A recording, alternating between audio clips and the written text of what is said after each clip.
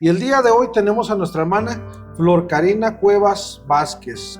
Yo siempre tuve como muy claro que todos tenemos un propósito y saber que tienes enfrente de ti a una persona que muchas veces lo ves y dices, esta persona ya es un ente caminando porque ha perdido una hija. ¿De qué me sirve si tengo tantos títulos? ¿De qué me sirve si tengo la pared llena de reconocimientos? Si no tengo amor, pues ahora sí como dijo. Nada soy. Sí llega un momento en que la humanidad te quiebras y lloras y piensas, ¿valdrá la pena? El primer acto de corrupción que comete un servidor público es ocupar un cargo para el cual no tenga ni la capacidad, ni la trayectoria, ni el valor. No podemos separar la función pública de cómo está tu corazón, tus valores, tus límites de vida. Sí, necesitamos experiencia, tomados de la mano del sentir por servir.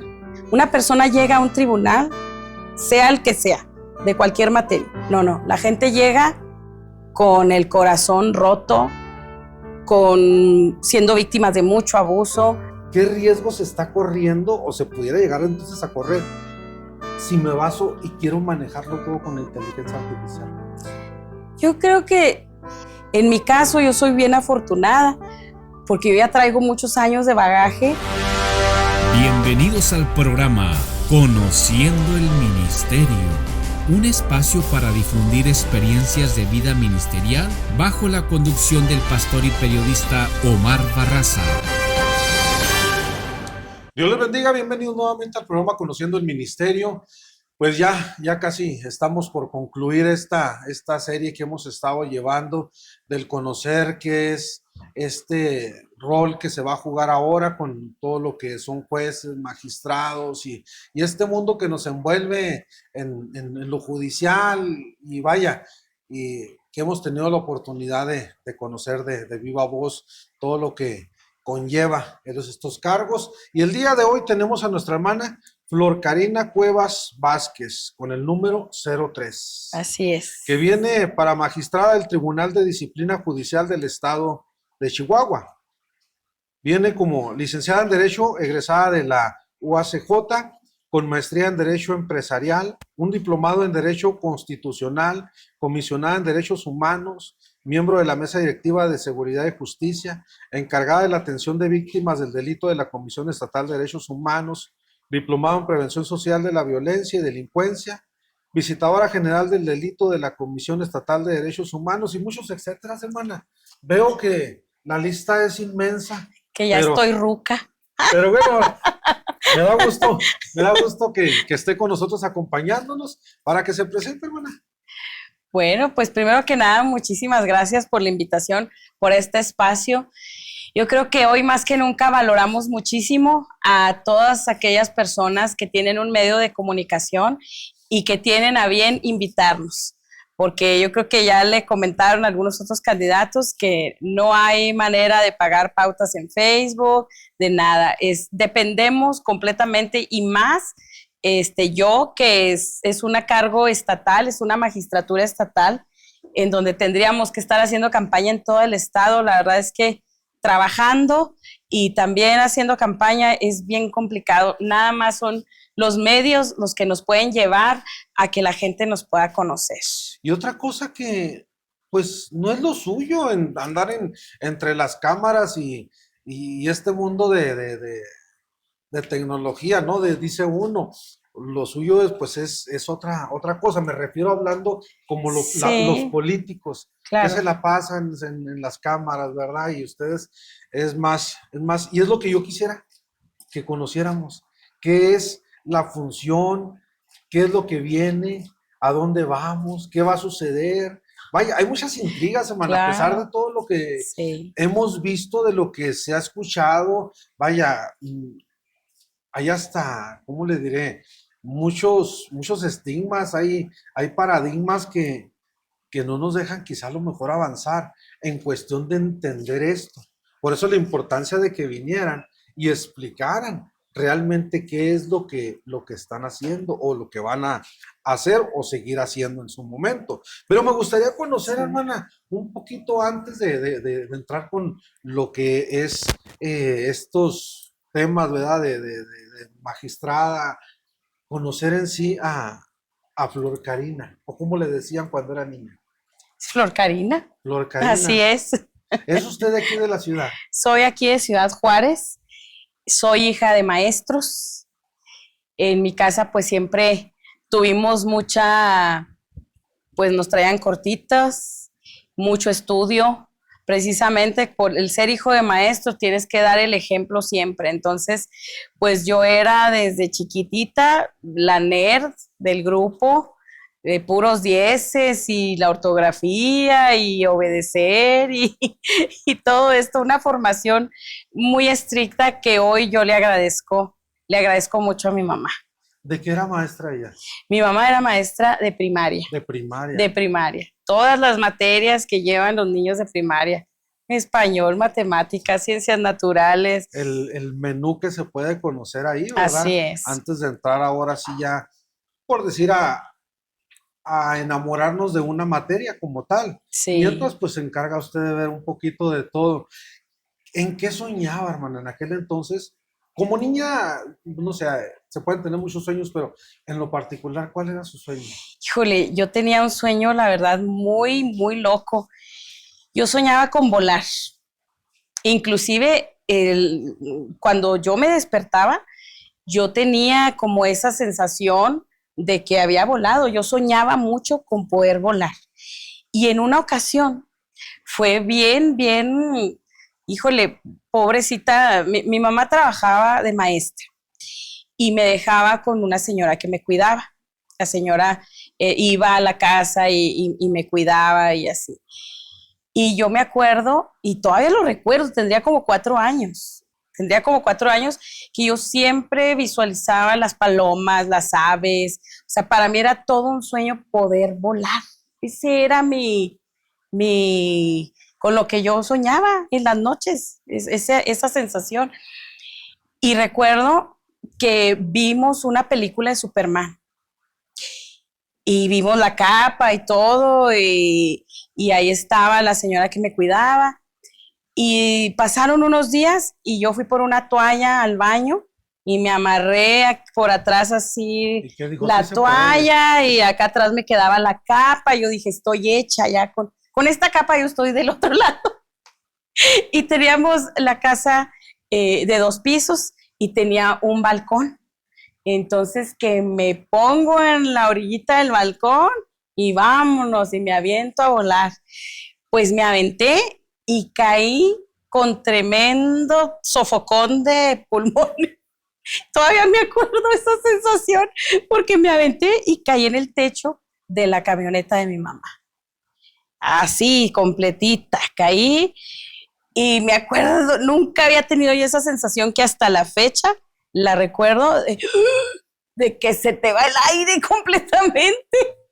Y después de eso, lloraba yo y lloraba y lloraba. Llegó mi mamá y yo estaba llorando y lloré y lloré, pero porque decía, no puedo volar. No me dolía tanto el golpe, el sopetón, la frustración. la frustración de que no era real que yo podía volar. Imagínese.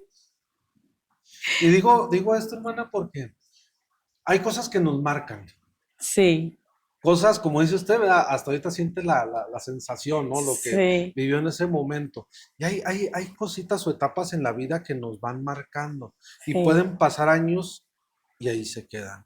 Sí, cuando conocemos, bueno, en su caso, pues ahí la tenía en la casa, la maestra, pero llegan también a haber maestros que nos dejan marcados por alguna situación, no sé, alguna circunstancia que se dio, pero fueron tan parte de uno que nos dejan marcados. En lo particular, ¿hubo algún maestro que la haya dejado aparte de su mamá?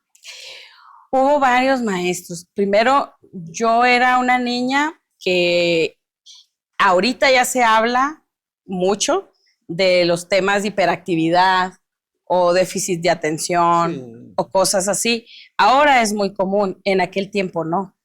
En aquel tiempo pues yo era una niña con mucha energía, con mucha hiperactividad, y de hecho tan sigo queriendo volar que aquí estoy. Me sigo poniendo en la orillita en muchas cosas de mi vida. Sí. Me sigo poniendo en la orillita y sigo confiando, pero bueno, ahora ya tengo una confianza que a los 4 años no tenía todavía la confianza que ahora tengo, pero sí, me sigo poniendo en esas orillitas del balcón en mi vida a tomar decisiones y a decir, lo voy a hacer con valor, con determinación, y me aviento, nada más que ahora sí me cacha el que posee toda mi confianza. Entonces, en este camino, claro que hubo personas que marcaron mi vida. Primero hubo maestros y maestras que fueron conmigo desde la primaria. Yo me acuerdo mucho de la maestra Elcira, ella fue de mi primaria, que ellas vieron en mí esa hiperactividad, y en vez de hacerme sentir mal, porque para esto les tengo que confesar, a mí me corrieron del kinder, porque yo hacía las cosas que tenía que hacer en mi salón y luego me salía y me iba a otro salón y también empezaba a hacer las cosas que ellos estaban haciendo. Entonces, tenía yo tanta energía que hacía muy rápido las cosas que nos encargaban hacer. Entonces, me salía del salón, y un día me recuerdo, y lo recuerdo todavía, que dejaron abierta una puerta del patio de la escuela porque llegó el camión de la basura. Y don Félix, yo estaba en el kinder y el conserje se llamaba don Félix. Y yo recuerdo que me escondí de don Félix atrás de un tambo de basura y el señor sacó los tambos, y total de que yo me fui escondiendo así en los tambos que iba sacando y me fui a mi casa caminando. Estaba yo como a 8 cuadras de la casa y llegué y le toqué la puerta a mi mamá. Toqué la puerta y mi mamá sale y, ¿cómo, Florecita, que estás aquí? Te pudieron haber atropellado o te pudieron haber robado. Pues va mi mamá muy enojada al kinder pues a ver por qué estaba yo afuera. Y se quejó con el director, dijo, oiga, miren lo que pasó, y la niña afuera y todo. Y pues yo todavía recuerdo al director que dijo, ay, señora, qué bueno que vino, porque mire, mejor llévese a su muchachita. Su muchachita va a necesitar educación especial y aquí nosotros no tenemos esa educación. Su niña no es normal, entonces por favor llévesela. Y ahí me corrieron del kinder. Y lo recuerdo como, yo creo que parte de las sensaciones más fuertes de rechazo, de decir, ella ya aquí no, ¿verdad? No tiene cabida, no, y recuerdo las palabras, su niña es anormal. Le digo, su niña es anormal. Lo que era desconocer lo que ahorita es tan común, sí. Así es. Entonces, pues, mi mamá con mucho sufrimiento me llevó a la casa y yo recuerdo que mi mamá lloraba y ella oraba a Dios y decía, ¿por qué mi niña no es normal? Con una aceptación de lo que le había dicho el director de la escuela. Entonces, entro yo a otra escuela y ahí encuentro maestras que me hicieron sentir muy aceptada, muy querida, como que, y estoy segura que fue Dios que me llevó a otro espacio, porque pude tener siempre ese soporte para lo que yo tenía. Las maestras simple y sencillamente me ponían a hacer muchas cosas. Yo era la niña que concursaba en los concursos de matemáticas, de oratoria, en los bailables, declamando.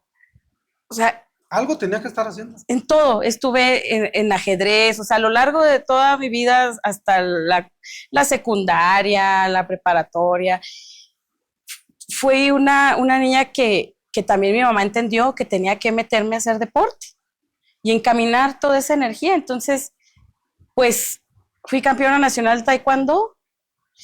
Entonces, yo creo que aquí el asunto es encaminar. Saber canalizar. Saber canalizar lo que tu niño, sus características, sus necesidades, sí. Porque, pues, gracias a esas maestras que me tocaron después de ese gran rechazo sí. que tuve, fue hermoso cómo las maestras me amaban, todas mis maestras y maestros, como, a ver, Florecita, tú, órale, a la escolta, y vas a participar en esto, y concurso de esto, y me metían a todo, y se dieron cuenta que era muy buena en las cosas, porque había, pues, era una niña inteligente, era una niña inteligente, era una niña con muchas destrezas, y me metieron a los deportes, estuve en atletismo, en salto de longitud, en equipos de voleibol, hasta estuve en la porra, en la secundaria, atletismo, y finalmente,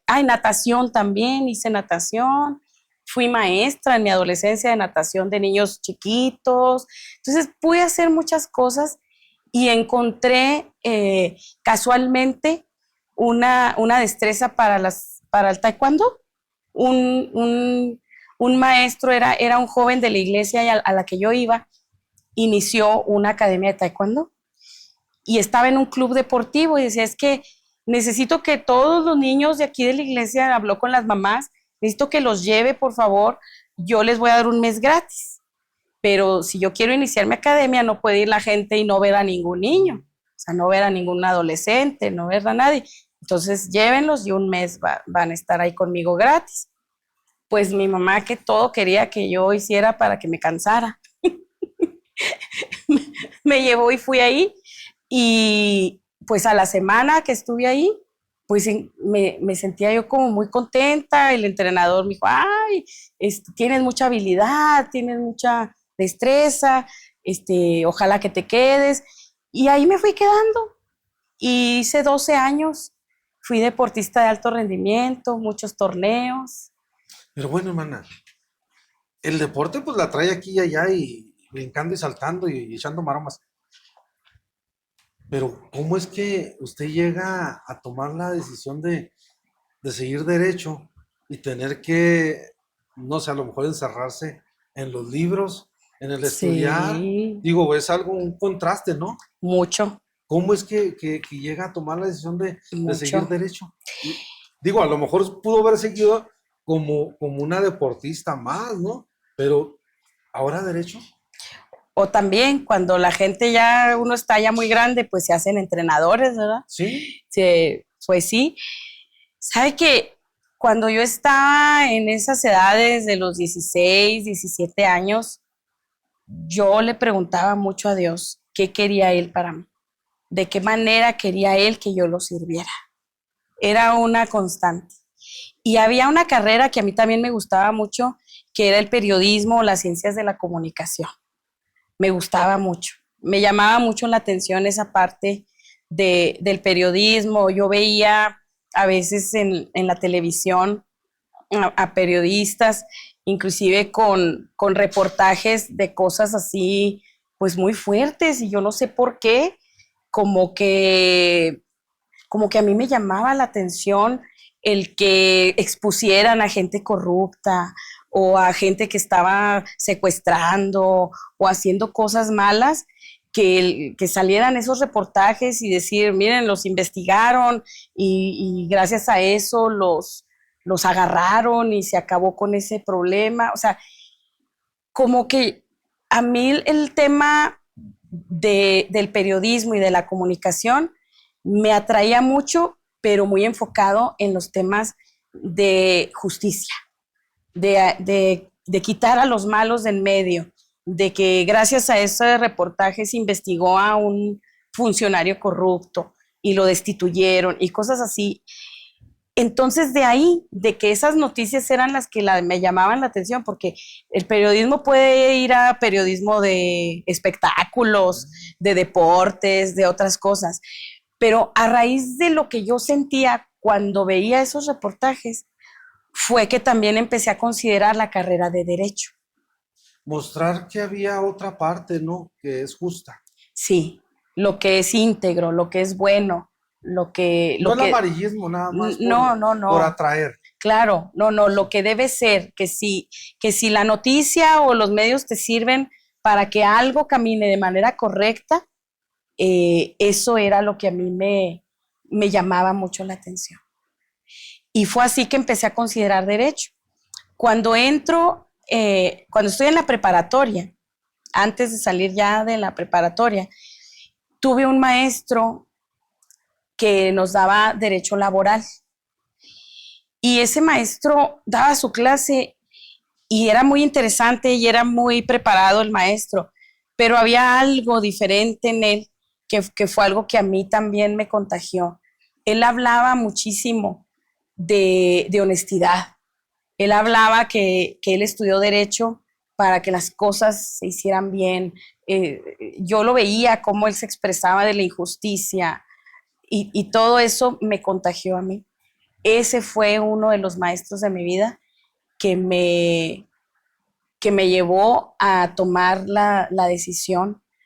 Y no solamente fue el maestro, o sea, yo oraba a Dios, yo le pedía a Dios que me iluminara, que me diera el camino, porque nunca creí que uno iba a estudiar por estudiar.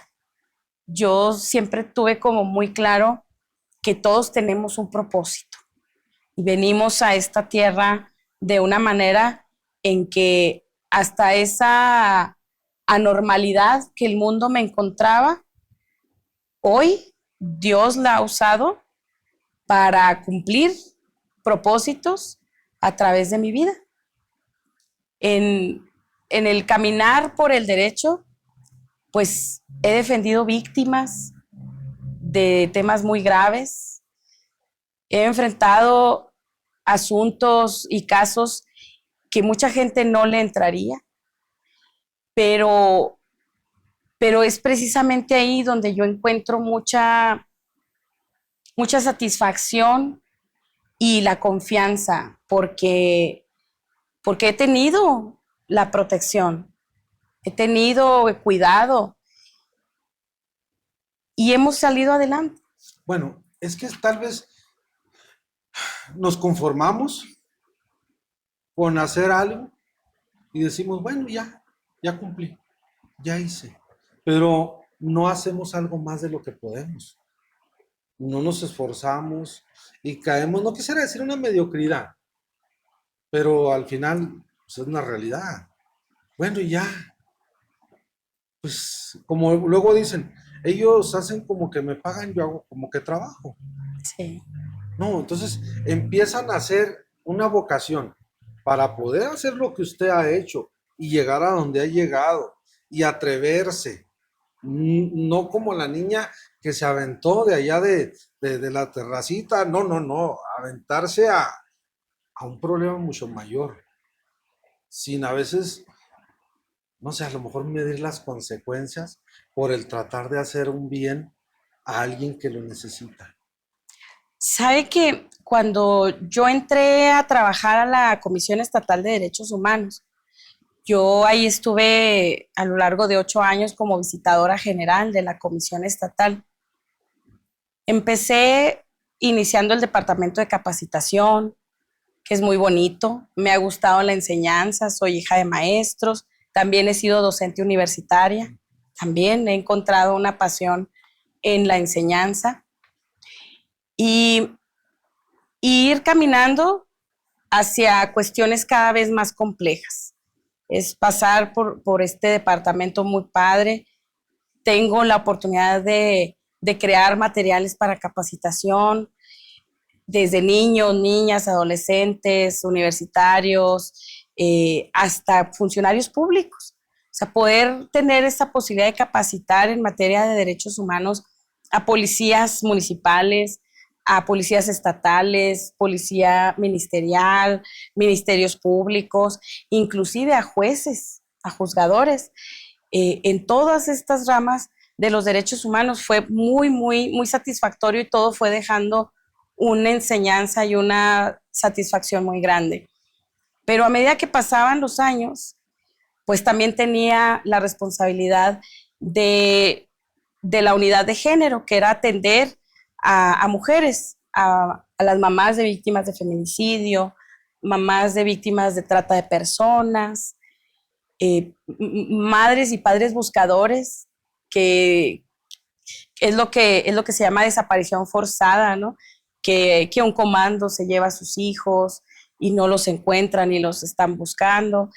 Y de todos estos casos tan fuertes, tan crudos, y saber que tienes enfrente de ti a una persona que muchas veces lo ves y dices, esta persona ya es un ente caminante, porque ha perdido una hija, está buscando, muchas ya encontraron a sus hijas pues ya muertas, después de ser explotadas sexualmente, de sufrir mucho. Otras personas con la expectativa de encontrarlas, personas que a sus hijos pues tampoco ya no los han vuelto a ver. O sea, casos cada vez más fuertes, y ubicarte en ese espacio y en ese lugar en donde puedes ayudarles. Pero, hermana, a mí lo que me llama es esto. Muchas de esas personas que andan como activistas es porque las circunstancias las llevaron. Sí. Han vivido una situación Sí. así, y es lo que las lleva a romper con las reglas. A perder todo temor. Sí. Pero en su caso, no haber vivido una situación así y aún sentir la misma pasión que uno de ellos por lograr un objetivo. ¿Cómo nacerle? ¿O de dónde nace? Es un llamado. Esto es un ministerio. El poder sentir compasión por estas personas y estirar lo más que puedes tu poder como funcionario público hasta donde te alcanzan, ¿no? Y ver la manera de llegar más allá. Porque en mi parte, pues era integrar violaciones a los derechos humanos en contra de los ciudadanos. Y las personas iban, mire, la carpeta de investigación de mi hija no se ha movido en tanto tiempo, no han investigado nada, no han buscado a mi hijo, no tenemos ninguna, o encontraron algún hueso y no nos han dicho si es o no, y ya pasaron muchísimos meses. O sea, una serie de situaciones muy fuertes, muy tristes, que la gente iba reclamando, y esa era una parte. Sin embargo, también tenía la parte de seguridad pública, de las quejas en contra de policías municipales, estatales, ministeriales. O sea, estos funcionarios con arma de fuego, que cuando viene una persona a decir, oiga, es que agarraron a mi hijo es un chivo expiatorio, él no cometió ese crimen, él ni siquiera se encontraba cerca de donde eso sucedió, porque existe mucho abuso de la autoridad, existe mucho abuso de los mismos gobiernos, en donde se les exige números. Si pasó esta masacre aquí, yo como gobernador tengo que salir al día siguiente a decir que ya los agarramos. Yo necesito necesito a alguien que pague. Un nombre, una cara, un rostro. Sí. ¿Quién es? Sí. El que se atravesó. Sí, completamente. Y también me toca esa parte. O sea, como que las cuestiones más fuertes, más crudas, más duras para las personas eran la parte que se me fue asignando cada vez más y cada vez más, cada vez más. Y darme cuenta que en muchas ocasiones un policía pues no está ahí para hacer lo que debe de hacer, de proteger a la gente. Y que al contrario, me tuve que enfrentar y darme cuenta con situaciones monstruosas en donde dices, ¿cómo es que alguien que debe guardar a los ciudadanos puede matar a alguien, puede desaparecer a alguien porque está coludido con criminales, puede violar a una mujer, a un niño, a una niña, puede participar en redes de trata de personas, de explotación sexual, puede extorsionar a familias, secuestrando personas, porque la línea que tiene el ser humano, creo yo, cuando tiene un arma de fuego y no tiene el corazón para servir, es muy pequeña, es muy pequeña. Es la gran mayoría de policías con los que yo pude hablar, porque pues yo capacitaba mucho a policías, y todos entraban con una idea firme de proteger. Muchos de ellos era su sueño desde niños. Yo quiero ser policía porque quiero cuidar a la gente. Pero ¿qué ha pasado, hermana? Que ya hemos llegado a este punto de que de los que nos deberían de cuidar, ahora somos nosotros que nos debemos de cuidar. O sea, yo en la noche, si voy conduciendo y veo una unidad, yo no siento la tranquilidad de decir, bueno, ahí va una unidad, si se me ofrece, pues rápido le hablo. No, me quedo pensando, ¿qué hago? ¿Sí? Yo sé que voy bien, Sí. yo sé que voy bien, pero aún así como que llega ese momento de decir, ¿qué hago? Claro. Y de hecho, tengo que reconocer que hay muchísimos funcionarios públicos, policías, en todos los niveles de gobierno, que son excelentes, que aman su trabajo y que arriesgan su vida. Sin embargo, también hay otros que precisamente como usted lo dice, vas manejando, no traes nada malo, y yo tuve muchísimos casos integrándolos, investigándolos, en donde para pedirle a usted dinero le siembro droga. No traes dinero, no viene tu familia a ayudarte, nadie te va a traer dinero, vas para adentro, ¿no? Vas para adentro, te siembro y ahí está. Se nos ha olvidado, digo, así como el médico que hace un juramento hipocrático, el abogado también hace su juramento. No es meramente a Pericles, por decirlo, ¿verdad? Como el médico se le hace a un personaje. Pero se nos ha olvidado de lo que en un momento ese sueño, vaya, se convierte en una pesadilla. Se pierde. Como integrante de la mesa de seguridad, ¿qué tan difícil era llegar a hacer una logística para salir al campo a trabajar, organizar, llevar y sentir esa frustración de no poderlo haberlo logrado por muchos intereses? Mire, eso era algo que nos pasaba mucho cuando mamás, hermanas o gente que fue directamente afectada por feminicidio, que mataron a su hermana, a su hija, que se la robaron, que la explotaron. Como usted lo dijo, esas son las personas que se levantan y pierden todo temor para buscar justicia y ayudar a otras personas que están viviendo lo mismo. Y eso nos pasaba con la situación de los operativos para buscar a jovencitas que se tenía información que estaban siendo explotadas sexualmente en algunos bares en específico de la ciudad, de Puerto Palomas, del Valle. O sea, había muchísima información y era la frustración de saber que se exigía el operativo. Yo como Comisión de Derechos Humanos pedía por escrito el operativo y lo hacían, y cuando llegaban no encontraban a nadie. Y esto era una frustración tan fuerte, decía yo, ¿cómo lo hago? ¿Cómo lo hago?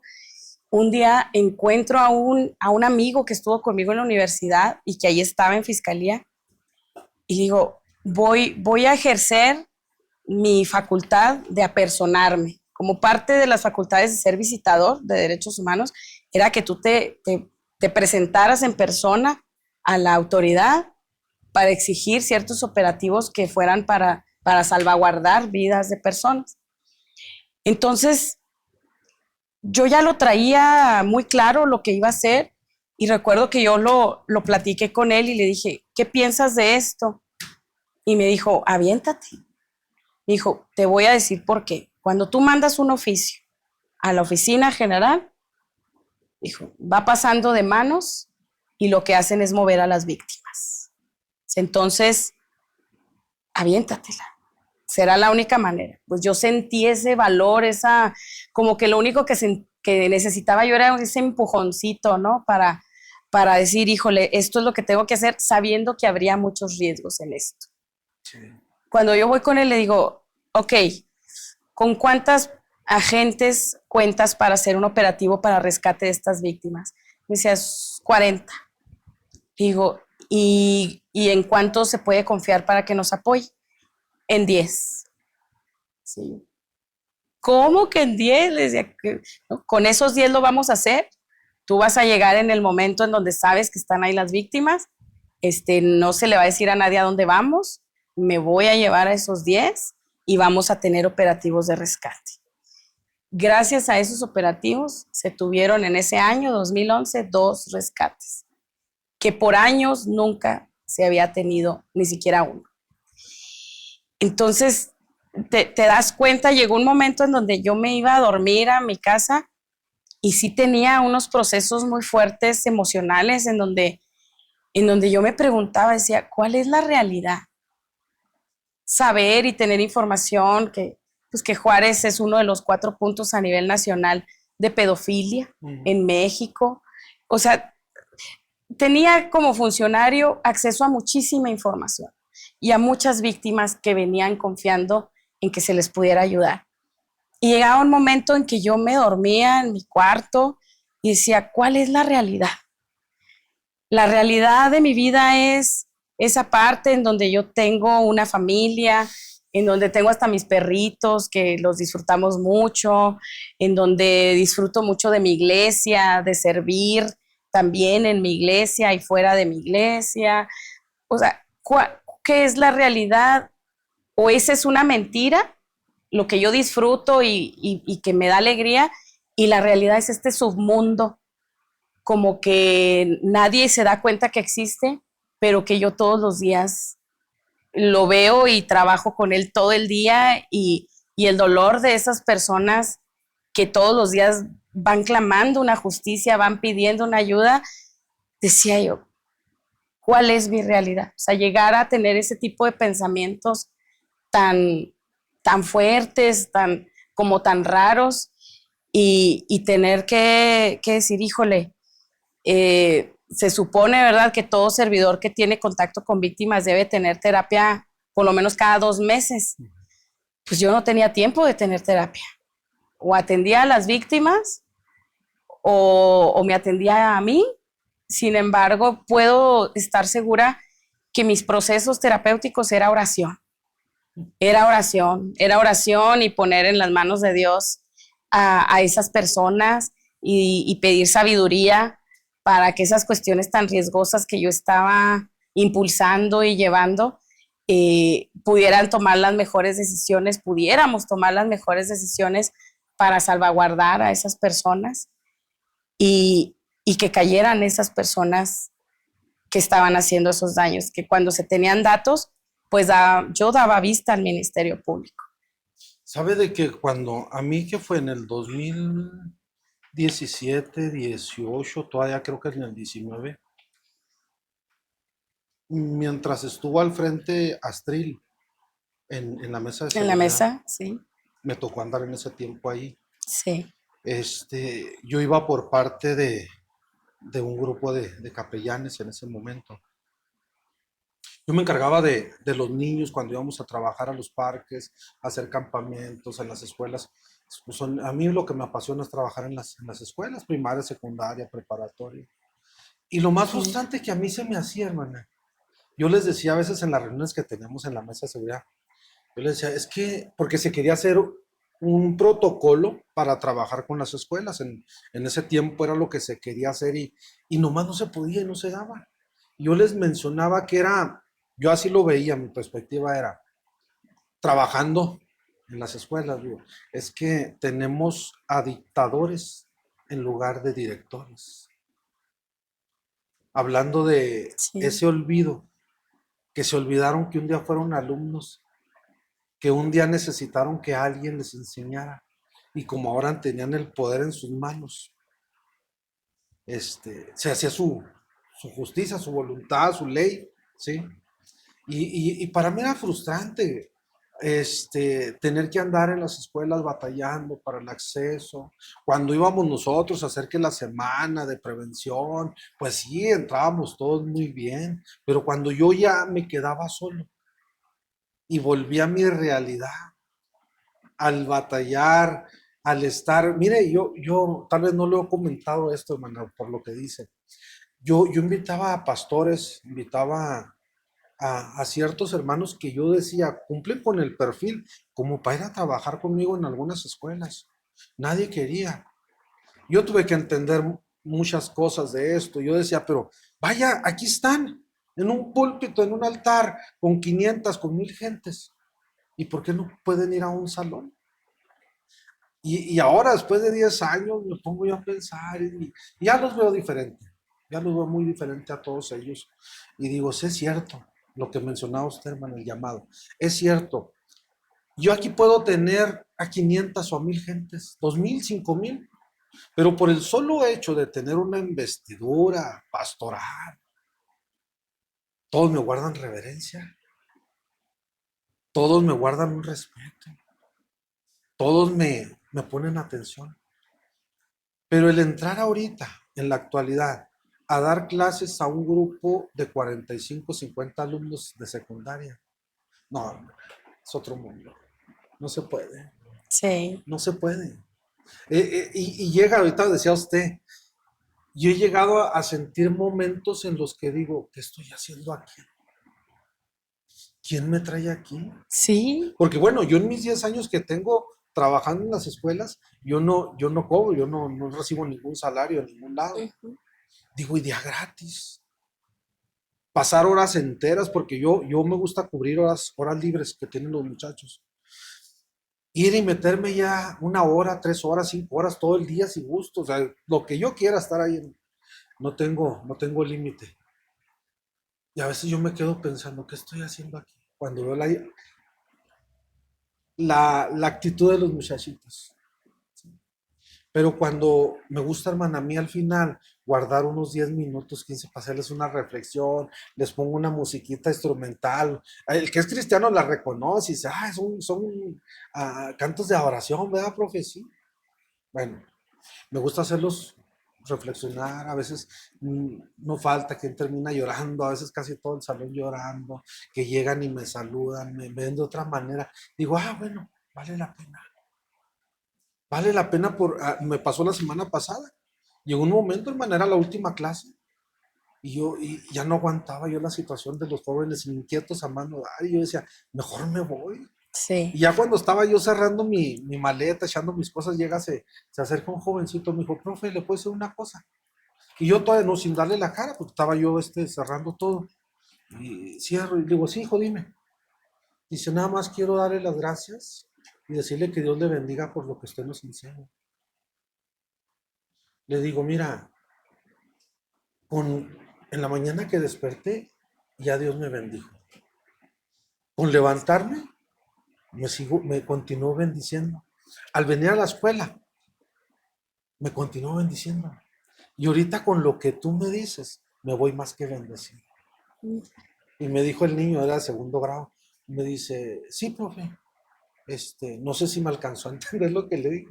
Me dijo, sí, profe, que Dios me lo bendiga. Y ya salió corriendo con los demás. Entonces, esa es la satisfacción que yo he sentido, hermana, de Sí, ese trabajo, que le digo, yo quisiera que un pastor fuera, pero los entiendo también ahora, que la unción que a veces decimos tener aquí, allá trabajar con jóvenes, estar con jovencitos, con ese tipo de situaciones que están viviendo tan complejas, es bien difícil. Que nada más entonces un llamado es lo que nos mueve. sí. No hay otra No cosa, hay otra porque a mí me cosa. han dicho, oye Omar, tú estás loco, trabajar tantas horas, porque yo le he cubierto, hermana, hasta el turno a una maestra por un mes completo. Las horas que tiene ella, si tiene Sí. 40 horas a la semana, yo se las he cubierto. Y sin cobrar ni un solo peso más. Ya yo quisiera tener derecho a entrar a la cafetería, pero a veces ni eso. Y me dicen, ¿qué te mueve? Bueno, yo viví una situación muy difícil con mi hija, 13 años, fue abusada, ¿sí? Y yo dije, bueno, si ella fuera la última, pero no va a ser la última, ¿qué va a pasar con las otras? ¿Que están en peligro o que podemos prevenir? Sí. Y es en lo que a mí me movió. Dios me respaldó y hasta la fecha. Y me tiene que invitar porque yo tengo ya muchos años que doy talleres de prevención de abuso sexual infantil, que estoy yendo a capacitar a organizaciones, a iglesias, a asociaciones, a quien me abra la puerta, sin cobrar un peso, porque tenemos que darnos, es necesario darnos a la gente, a la necesidad. Yo, cómo me conmovía y también pensaba lo mismo que usted. En el otro extremo de tener personas en situación de reclusión, gente en la cárcel, que también estuve a cargo de eso también en otra parte de mi travesía por esa comisión.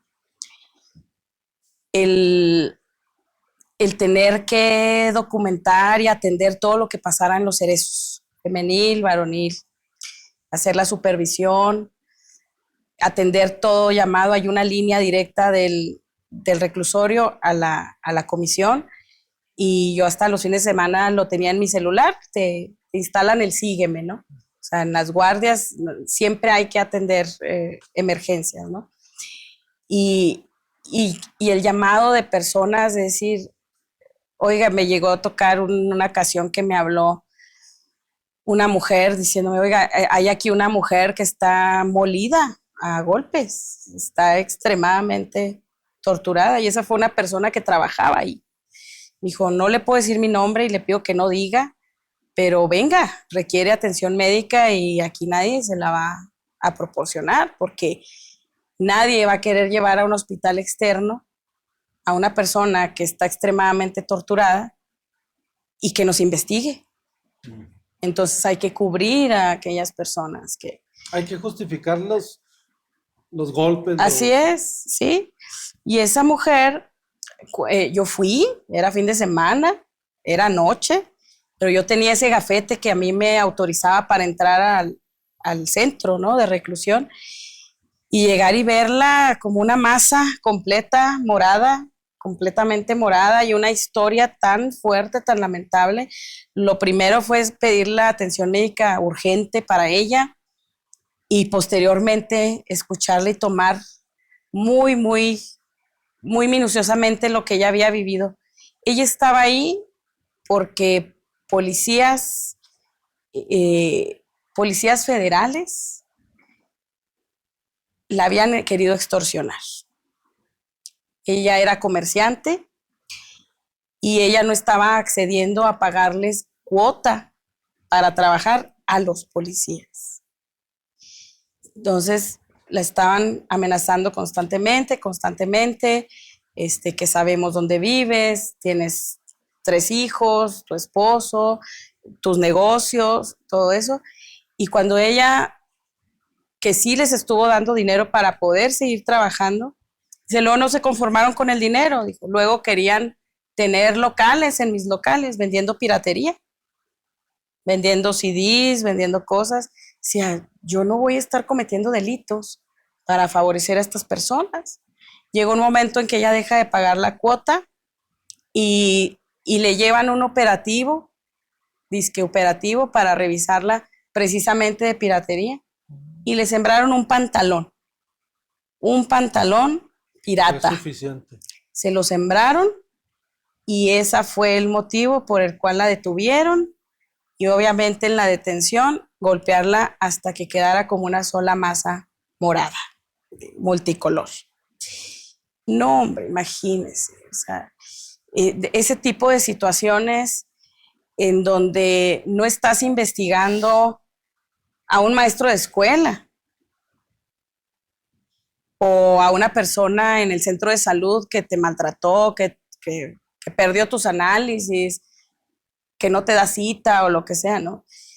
Estás investigando a una autoridad, y una autoridad que es parte de una corporación y que de manera sistemática están haciendo esto a comerciantes y a gente que tiene un modo honesto de vivir para estar ellos ahora sí que extorsionando y teniendo mucho más dinero que el que gana, ¿no? Entonces imagínense, o sea, ese tipo de asuntos desde los penales, y esa fue de una mujer. Documentamos muchísimos casos de tortura, en donde gente inocente estaba con señas en su cuerpo de tablazos, de choques eléctricos, de situación, y y pues yo tener que especializarme en todas las situaciones de tortura, el protocolo de Estambul, que es un protocolo que se les practica, traer autoridades por medio de la mesa de seguridad, trajimos peritos especializados a certificar a peritos en el estado de Chihuahua porque no tenían peritos en Chihuahua para documentar tortura. Lo que se maneja en asuntos internos Sí. es relacionado a esos excesos que se dan luego Sí. con los elementos, vamos a decir. Así es. Que de hecho, fíjese cómo es la vida. Yo documentaba estas cosas y fui titular de esa área de seguridad pública al interior de la comisión para llevar estas carpetas, estas investigaciones. Y pasan varios años y llego a ser contralora del municipio de Juárez. Y en aquel momento era el 2016, y en aquel momento estaba el reto enorme de modificar toda la estructura de la administración pública para poder entrar en lo que fue el Sistema Nacional Anticorrupción. Este sistema se da de una manera pues muy, muy buena para los estados y para los municipios. 7 leyes generales, se tienen que armonizar la legislación. Tenía que estar el municipio preparado para poder entrar en ese sistema y para nada estaba preparado. Estaba hecho para que no se tuviera ninguna sanción para ningún funcionario. Estaba hecho para la impunidad, la Contraloría de Juárez, cuando nosotros llegamos. Tuvimos que meternos de lleno a capacitarnos en el Sistema Nacional Anticorrupción. Me fui a la ciudad de Querétaro por varias semanas a capacitarme porque yo iba a venir a implementar lo que fuera necesario a Juárez. Bueno, hermana, pero como contralora, y hablar de corrupción, nos vamos enseguida, nuestra mente vuela a un maletín lleno de billetes, vamos a decirlo, muy de película. Pero corrupción sería estar también ocupando un lugar que no nos corresponde, o que no estoy capacitado, o que no cumplo con ese perfil, y ahí estoy.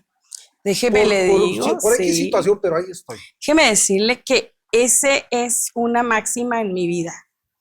El primer acto de corrupción que comete un servidor público es ocupar un cargo para el cual no tenga ni la capacidad, ni la trayectoria, ni el valor para ejercerlo, en la máxima que le da su normatividad.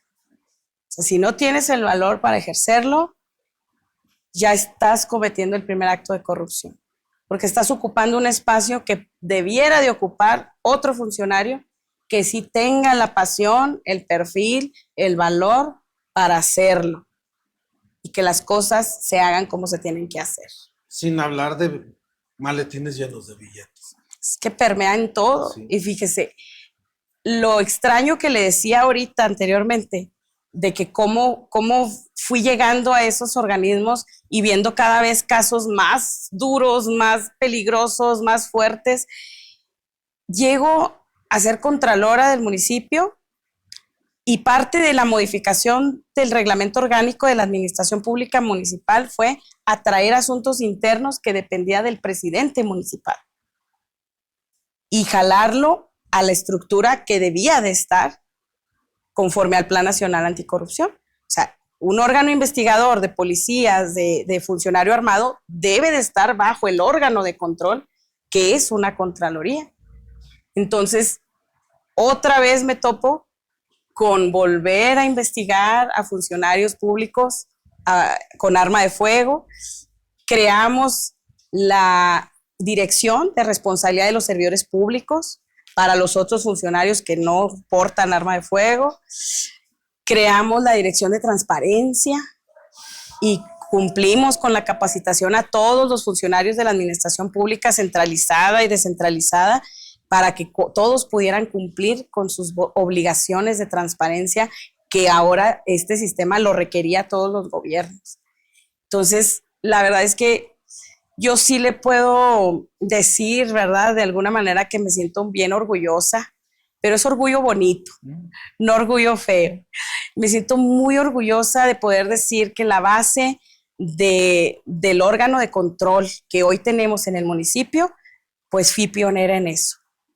Y dejamos un legado importante a esta ciudad para que se sancione a los funcionarios públicos que abusen, que se corrompan, que violenten, Que abusen que no hagan su trabajo, que abusen de su poder, ¿sí? que abusen de su poder, porque volvemos a lo que iniciamos, ¿no? Es una cuestión del corazón. No podemos separar la función pública de cómo está tu corazón, tus valores, tus límites de vida. Cuando una persona no tiene bien ordenada su vida, las prioridades, su corazón alineado a trabajar en lo que en algún momento fue puesto ahí. Yo creo que todas las personas que tenemos una posición de autoridad no es de la noche a la mañana una casualidad. Creo que hay un llamado específico. Así como usted tiene un llamado al pastorado, el servidor público tiene un llamado. Y aquí cabe, aunque sea del poder que sea, ejecutivo, legislativo, judicial, no deja de ser servidor público. Así es. Y que lo que él recibe por su trabajo viene desde el que hace un trabajo más sencillo como el que lo hace más complejo, como el trabajo más humilde como el más empresarial. O sea, de todos se junta, vamos a decirlo así, el salario para ese servidor público. Así es. Esté en el poder que esté. Te debes a la gente, nos debemos a la gente. Cuando somos servidores públicos, nos debemos completamente al ciudadano. Tuve la experiencia también de trabajar en el ámbito independiente. Trabajé en una firma de abogados importante, en el área fiscal legal, pero no estaba ahí mi vocación. Había algo que me faltaba. Sí, era una firma muy, muy importante, muy bonitos los edificios, las oficinas. Sin embargo, me faltaba algo adentro y eso es la vocación.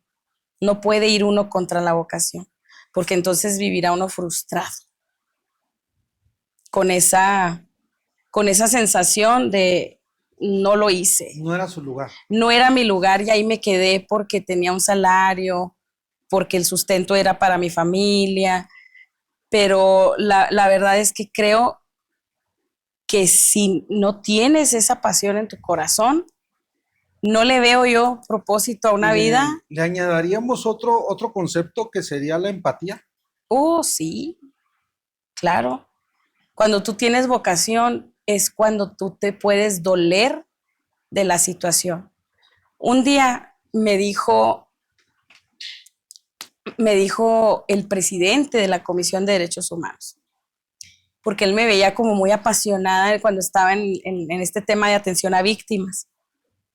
Y un día me dijo, licenciada, ¿está consciente que algún día le van a matar a alguna de las víctimas que ha venido aquí a pedirle ayuda? Porque mi parte ahí era cuando veíamos un ataque a una familia, situaciones así, era siempre para la gente un batallar con fiscalía, porque hay recursos para atender esas víctimas, hay recursos para sacarlas de su casa. Si tuvieron un ataque, por ejemplo, donde mataron a algún miembro de la familia y rafaguearon y gente se salvó, un ejemplo, ¿no? Se deben de dictaminar medidas de protección inmediatas.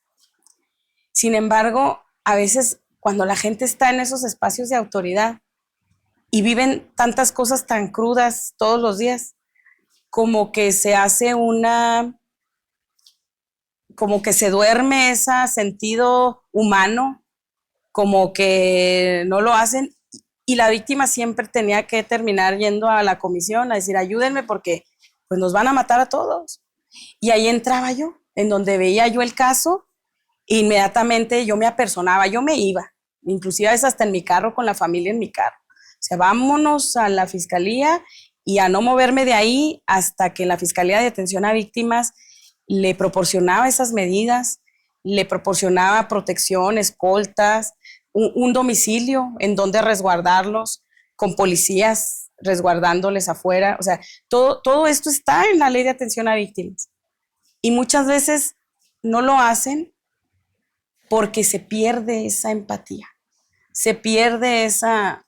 Mire, yo llegué a discutir con funcionarios, a decirle, oiga, el fondo es estatal, lo pagamos los ciudadanos. Usted se porta con ellos como si fuera de su bolsa. ¿Es su dinero? Le pregunté yo un día a esa persona. ¿Es su dinero? No me falte al respeto. No, yo no le falto al respeto. Usted está faltando a la misma regla que usted está operando. Usted es la Fiscalía de Atención a Víctimas. Usted tiene que apegarse a lo que dice su ley, y su ley dice que usted tiene que salvaguardarlos y sacar dinero de la caja para que esa familia no sea atacada. Aquí, hermana, dentro de los paradigmas que a veces nos marcan tanto, hay uno que pudiéramos decir que la experiencia es lo importante, la experiencia es lo que cuenta.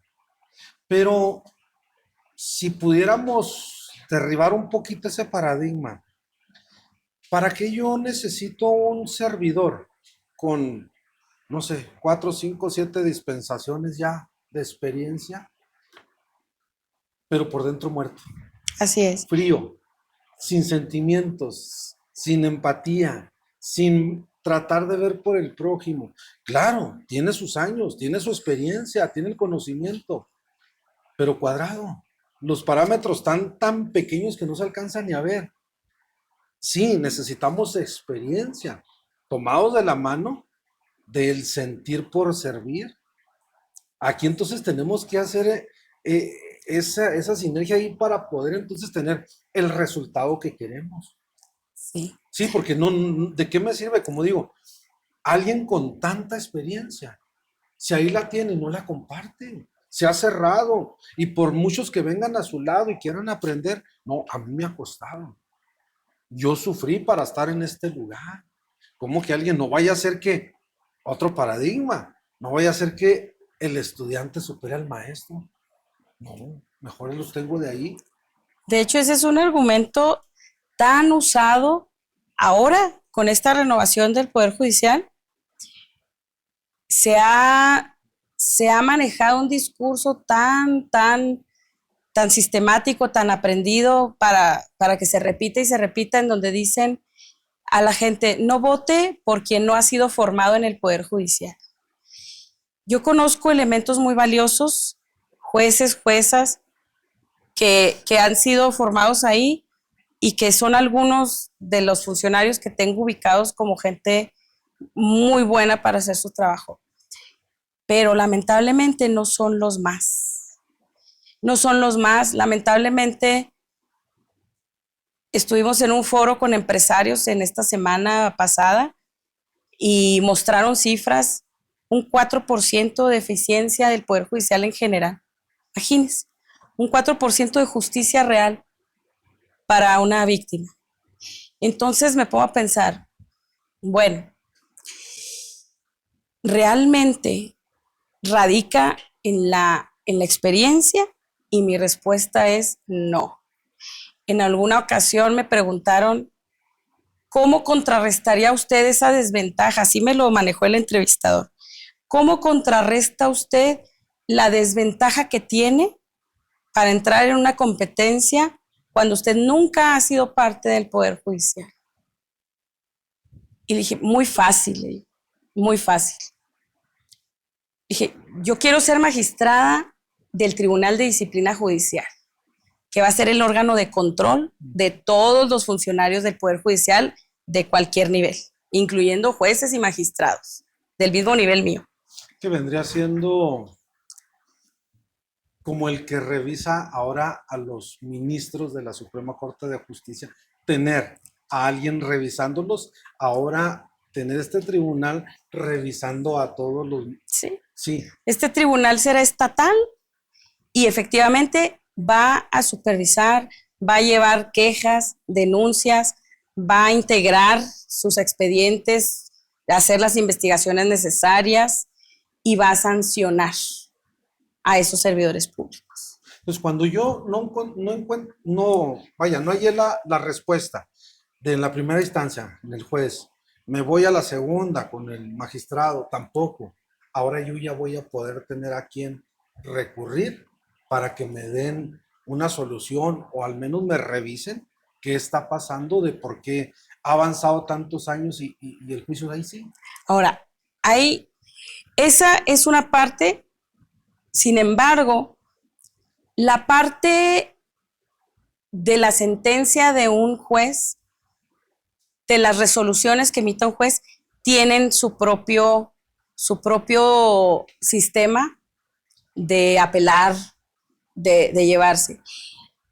El asunto con el Tribunal de Disciplina es que toda falta administrativa, todo hecho que se puede considerar o encuadrar en el Código Penal como delito penal, estamos hablando de corrupción, estamos hablando de la gente, cuando decimos corrupción, estamos hablando de que un juez acepte dinero o pida dinero para emitir una resolución.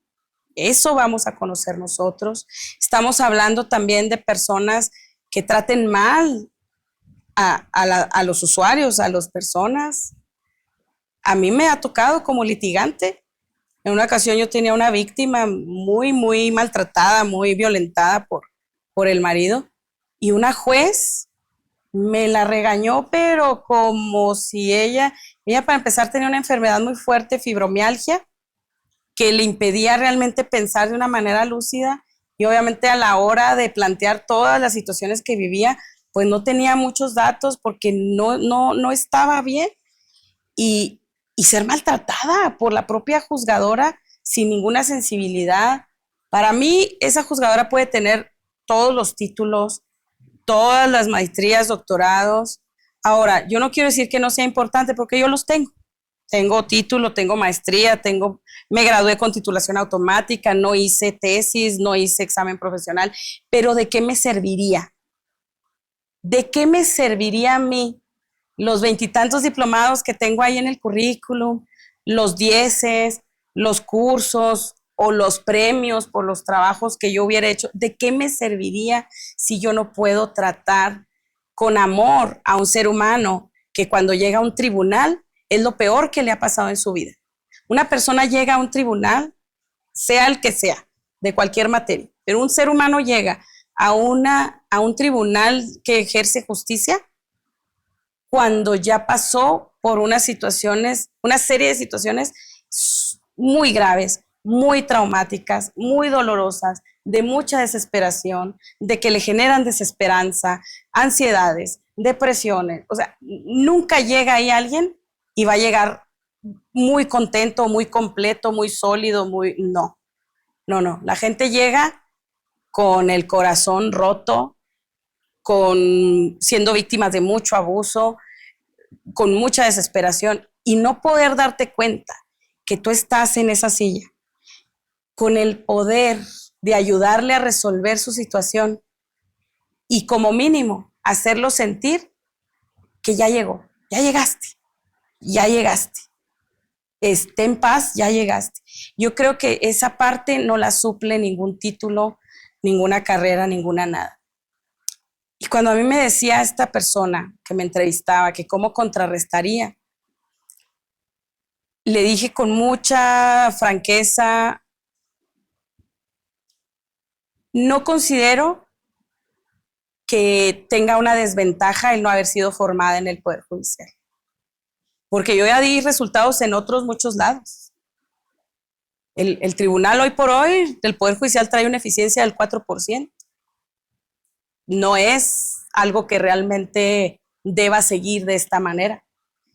Y finalmente, digo, el Poder Judicial se rige bajo su reglamento orgánico del Poder Judicial, que yo vengo de conocer el Sistema Interamericano de Derechos Humanos, que es un sistema internacional. Es internacional y tuve que haber estudiado todas las ramas de los derechos humanos y dominarlas, cosa que también deberé de impulsar desde la magistratura del Tribunal de Disciplina, porque parte de las funciones va a ser determinar el sistema de capacitaciones que llevarán los servidores, porque ahora ya no será opcional que un juzgador se capacite, será obligatorio.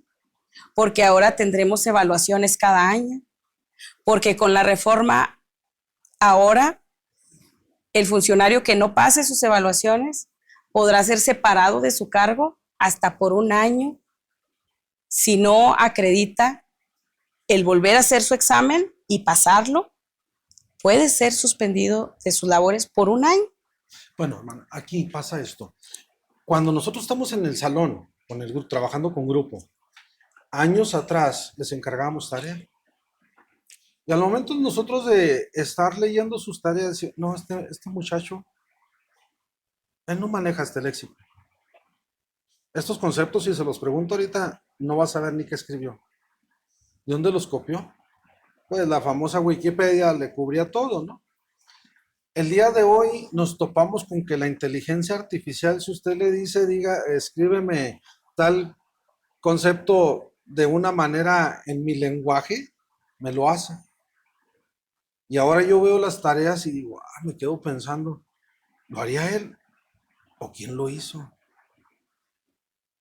Ahora lo traslado a lo judicial. Si metemos la inteligencia artificial y que esos secretarios de proyectos dicen, no, pues hoy ando sin ganas y me voy a la Alexa judicial y que me elabore un proyecto, ¿con qué me voy a topar?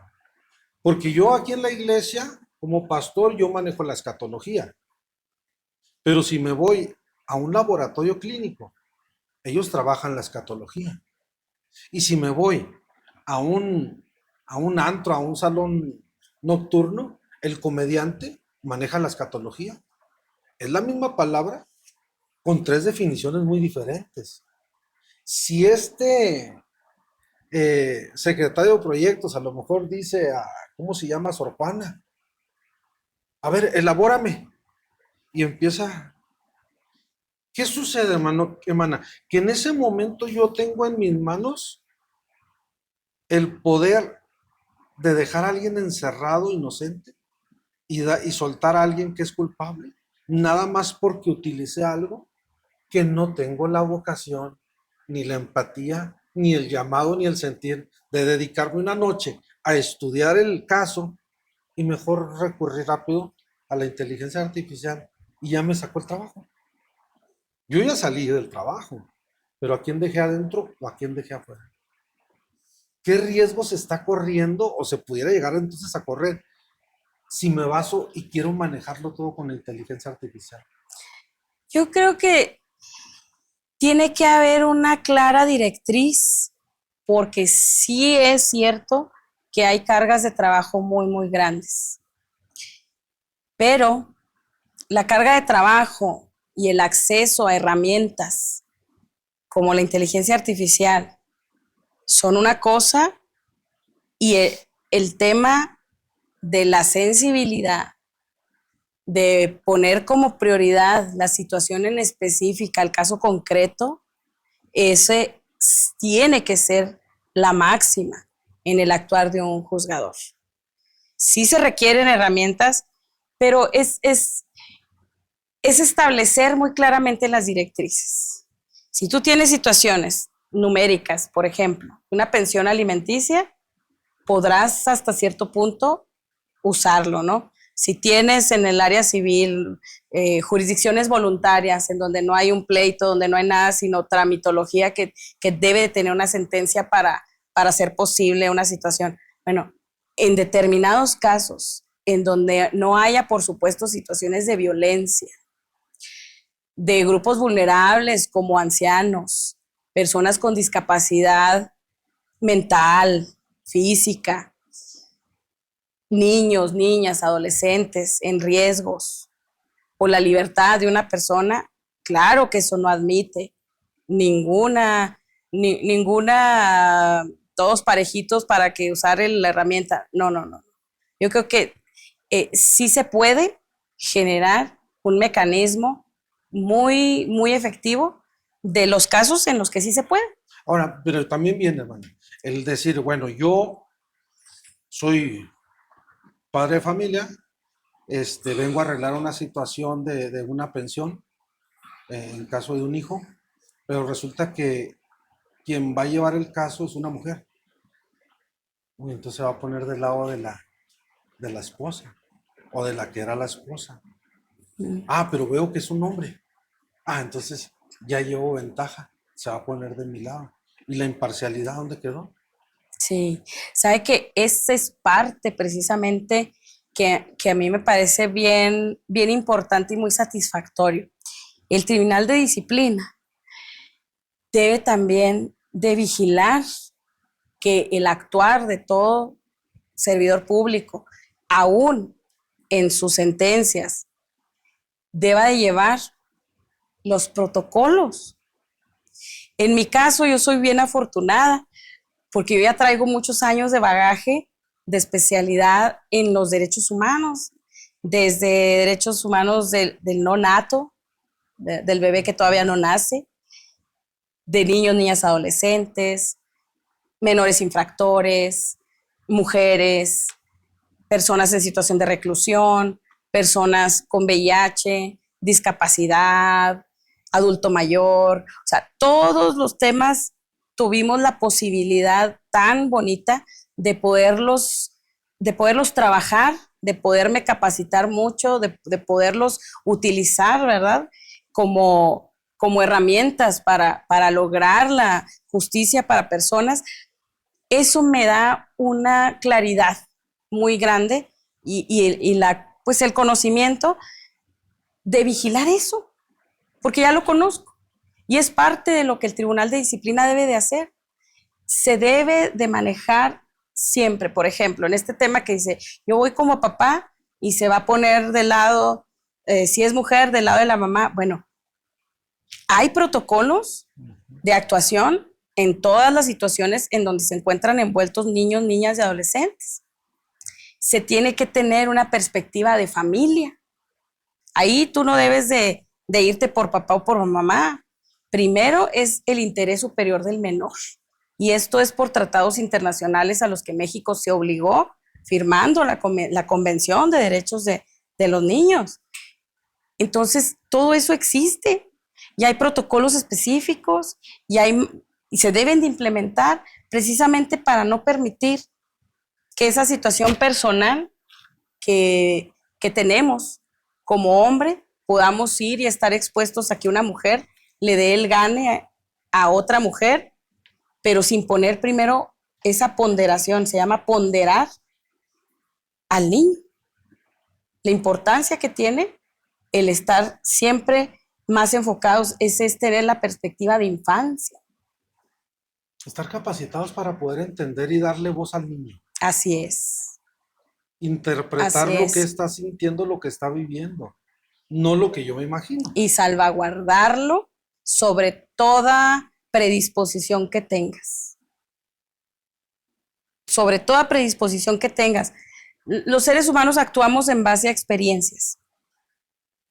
Quien tuvo experiencias con una mujer que le trató mal, va a traer cierta predisposición a favorecer al hombre, porque ya vivió una experiencia. Y recordemos que los juzgadores somos seres humanos, son seres humanos que traen una vasta experiencia de vida y que a veces es difícil separar lo que has vivido a lo que tienes que hacer. Por eso es que se crean esos protocolos. Por eso es que se les enseña. Cuando nosotros estamos en la mesa de seguridad y volviendo a ese protocolo que se quería trabajar para poder entrar a las escuelas o tener un acceso. Porque si sabíamos o había una denuncia de que algo estaba sucediendo, si el director, por eso yo decía dictador, si el director no permitía que entraran a hacer una revisión a la mochila segura, nadie entraba y no se permitía y no había lugar de entrar y había muchas cosas que se marcaban dentro de la escuela. Y en una ocasión, en una reunión, yo les dije, miren, a mí me toca trabajar con los alumnos, me toca trabajar con los papás, hacer escuelas de padres, hacerles talleres, pero también me toca trabajar con los maestros. O sea, estoy en... Es el triángulo. Sí, Virtuoso sí. del trabajo, así es. Digo, ahora les voy a poner otra. Ya no desde afuera, sino también voy a ponerme también del lado de adentro, porque me toca también estar ahí y ver la situación desde adentro. ¿Por qué a veces suceden tantas cosas dentro de una escuela? Y dicen, es que los maestros no actúan, no se está actuando. Entonces yo les decía en aquella ocasión, hay tres cosas que yo veo. Una de ellas es la falta de conocimiento. Aún como maestros, Sí. ¿sí? Aún como docentes, pues no vamos a estar cada semana viendo el diario oficial de la federación a ver qué hay nuevo para ver de qué manera actuar, ¿sí? No, no me quiero ir hasta allá. No sé a qué instancia ir para denunciar o cómo trabajar lo que está sucediendo. Un ejemplo, algún incesto que me estoy enterando, que está pasando una niña, un niño de primaria, y me tocó ver algunas situaciones, Sí. y de esos padres que cuando uno los aborda dicen, mire, usted dedíquese a enseñarle a mi hijo. Esos son problemas familiares, yo veré cómo los arreglo. Bueno, ¿a dónde voy? ¿Con quién voy? No sé. Primera, les decía. Primera. Segunda, dos, va. No hay la confianza. Así es. Yo he puesto denuncias, he puesto reportes y pareciera ser que entre tantos y tantos que hay se pierde mi carpeta. No sé con qué unidad ir y todavía si llego, si me puedan atender y a ver cómo los encuentro para que me puedan recibir. Entonces, ya me dijeron en qué unidad, pero pues todavía falta que le den seguimiento. Y la tercera, ya sé dónde ir, ya me atendió la unidad correspondiente, ahora las represalias. Porque denuncié, ahora viene la familia, ahora me esperan afuera, ahora tengo temor de que en lo que le dan seguimiento a la carpeta y la unidad se mueva, ¿yo dónde estoy? Usted tocó una parte bien importante. Yo creo que para tener el resultado que se pretende o que presuntamente se pretende al renovar el Poder Judicial, tendrá también que ir, si la motivación es buena y si realmente es legítima el haber impulsado toda esta reforma al Poder Judicial, no se puede quedar nada más en el Poder Judicial. Porque estamos hablemos del tema penal, por ejemplo. Un asunto que esté ante un juez penal. Si esa situación, si ese caso en específico viene mal desde el policía de proximidad que lo detuvo, que no levantó evidencias, que no recabó probanzas inmediatas, o que a lo mejor no es la persona y la torturó para que se dijera culpable, etcétera. O viene viciado el asunto y se consigna a la autoridad investigadora, fiscalía. Y policía ministerial tampoco hace su trabajo, o el Ministerio Público se corrompe, o no es capaz y no sabe ni lo que está haciendo, que a mí me ha tocado llegar a audiencias y que esté enseguida de mí un funcionario jovencito temblándole las manos y que no sabe qué hacer con la carpeta.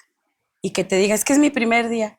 ¿Cómo puedes enviar a una persona que es su primer día a una audiencia ante el juez? Si es la representación social de la víctima. ¿Cómo lo vas a mandar? Y sigue sucediendo. Entonces, estamos ahorita en este tema del Poder Judicial y nos entusiasma la idea de participar por la posibilidad de hacer un cambio para mejor, pero yo sí creo que si la intención es buena, se tendrá que ir desde el policía de proximidad, o sea, los funcionarios en cualquier materia, hablando de cualquier materia, los funcionarios por los que pasa cada caso hasta llegar al juzgador. Porque en muchísimas ocasiones se pone, como dicen coloquialmente, se pone en la cruz o se pone en evidencia a un juzgador que no tenía de dónde emitir una sentencia, que no tenía materia, no tenía probanzas, no tenía nada. ¿Cómo trabaja? Entonces, si se quiere una eficiencia en el Poder Judicial, se tendrá que abarcar todas las otras partes que le dan soporte a esa pirámide, hasta cuando llega un juzgador. Todo lo de abajo tendrá que tener también una revisión y una modificación a lo que se esté haciendo mal. Hay una frase que he acuñado y me gusta luego decirla, y más cuando me ha tocado trabajar en consejos técnicos en las escuelas y que están puros maestros. Me gusta decirla por la reacción que provoca. Y les digo que la necesidad enseña más que la universidad. Decía ahorita, ¿de qué me sirve si tengo tantos títulos? ¿De qué me sirve si tengo la pared llena de reconocimientos? Si no tengo amor, pues ahora sí como dijo. Nada soy. Nada. La necesidad de poder ser parte de un cambio, de poder generar una sonrisa, un alivio, un descanso, un sueño que pueda, y no me refiero de elevarnos del piso, no, de poderme acostar y descansar sabiendo que ahora sí hay alguien sensible, una persona que no es un robot, que no está mecanizado, que no está en piloto automático, que dentro de sus posibilidades se está esforzando por verme, no en la situación en la que llegué, sino verla así, tal vez quebrantada, no sé, de alguna manera difícil, pero al final del día salir contenta. A lo mejor no tuvo la respuesta que ella quería escuchar, pero sabe que se hizo todo lo posible dentro de las posibilidades por darle respuesta y decir, bueno, como decía ahorita, todos los desaparecidos, bueno, no la tengo, pero al menos ya sé dónde está. Ya voy a poder dormir, voy a poder descansar, aún voy a seguir con la ausencia. Sí. Pero al menos ya sé dónde está. Y es ahí donde decía, hermana, la necesidad me ha movido a hacer cosas que no me imaginaba. Sí. Y he tenido que llegar a lugares que nunca pensé. Ahora entonces. Así es. Después de haber conocido a Flor Karina y entrando a conocer ahora a la licenciada, que quiere llegar a ese lugar de estar dentro de este tribunal, ¿cuál sería el objetivo? Y no estamos hablando de una campaña política para prometer pavimentación, ni no sé, cosas que no son. Sí. Es otro tipo de situación muy Estos diferente. son vidas. Sí. Son vidas, son libertad, son tu patrimonio, tu casa, son cosas que afectan. Mire, le quiero platicar lo que no terminé. En esa ocasión le empecé a comentar y luego ya después se me fue la onda. En una ocasión me dijo el presidente de la Comisión de Derechos Humanos, me dijo, licenciada, ¿sí sabe que algún día puede pasar que le maten a una víctima de las que usted ha hecho todos esos protocolos y esas con ahora sí que con esa comunicación con atención a víctimas, Secretaría de Gobernación, todo lo que utilizábamos, ¿no? Todo lo que manejábamos? Dice, ¿sí sabe que alguna vez le va a pasar que le maten a alguien, que usted haya promovido sus medidas de protección? Dijo, ¿y no ha pensado cómo se va a poner usted? Dice, porque veo que le afecta mucho, yo veo que usted se involucra mucho en lo emocional. Dijo, y usted tiene que estar preparada para lo peor, para que alguna familia que usted está promoviendo esas medidas se la maten. Y le dije algo que lo sentí en mi corazón, le dije, yo creo que sí puede pasar. Y le dije, pero hoy por hoy, digo, esta ya se salvó. Dije, ese es mi sentir cada día. Digo, cada día que yo llego aquí y que me llega la víctima del día, y a veces son más por día. Y recuerdo en una ocasión que dijo un predicador que un hombre caminaba por la playa y encontraba las estrellas de mar en la arena. Y cuando la estrella de mar no tiene agua, pues muere.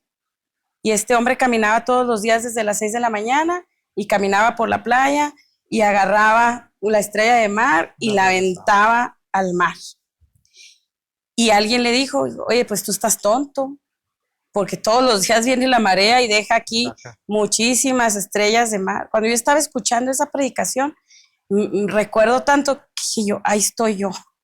Me ubiqué en esa situación en donde dicen, oye, víctimas hay muchas, y hay muchísimas víctimas de abusos, y no las vas a poder atender todas, y algunas de esas van a morir, o sea, imagínense.